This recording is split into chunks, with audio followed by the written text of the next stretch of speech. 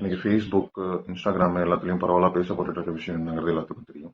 அந்த north Indian பையனை வந்து இந்த பசங்க போதையை போட்டுட்டு ட்ரெயின்ல வச்சு அடிச்சது அண்ட் தனியான ஒரு இடத்துக்கு கூட்டிட்டு போய் வெட்டினது. இது ரொம்ப ரொம்ப ஒரு கொடூரமான விஷயம். எந்த ஒரு தப்பும் செய்யாத அந்த ஒரு பையனை வந்து இவனுங்க திருப்பி கூட கேள்வி கேட்க முடியாத அந்த பையனை போட்டு அப்படி வெட்டியிருக்காங்க. அந்த வீடியோ ஒரு சில கிளிப்ஸ் பார்த்து என்னால ஃபுல்லா பார்க்கவே முடியல. ரொம்ப கொடூரமா இருந்துச்சு. இவனுங்க போதையில பண்ண விஷயம் இது தப்பு, இது யாரும் நியாயப்படுத்த முடியாது. இது ஒரு ஒரு பக்கம் இருக்கட்டும். ஃபர்ஸ்ட் ட்ரெயின்ல தான் வந்து அந்த பையனை அடிச்சிருக்காங்க. அதை வேடிக்கை பார்த்துட்டு இருந்தவங்க எல்லாம் என்ன பண்ணாங்க? இல்ல, எல்லாருமே இப்படி பயந்துட்டு எதையுமே கேட்காம இருந்தா நாளைக்கு இந்த மாதிரி ஒரு விஷயம் உங்களுக்கு நடக்காதுன்னு என்னங்க நிச்சயம் இருக்கு? அங்க ட்ரெயின்ல தான் ஃபர்ஸ்ட் அந்த பையனை அடிச்சிருக்காங்க, கத்தி வச்சு மிரட்டிருக்காங்க. அப்ப ஒரு 10 பேராச்சும் இருந்திருக்க மாட்டாங்க அந்த ட்ரெயின்ல?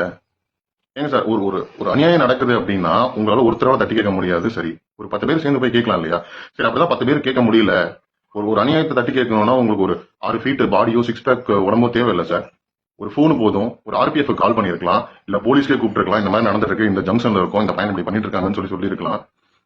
இந்த இந்த விஷயத்துல அந்த பையனை வெட்டினவனுங்களை விட இத ட்ரெயின்ல வேடிக்கை பார்த்துட்டு இருந்தாங்க பாத்தீங்களா, அவனுங்க தான் ரொம்ப மோசமானவனுங்க.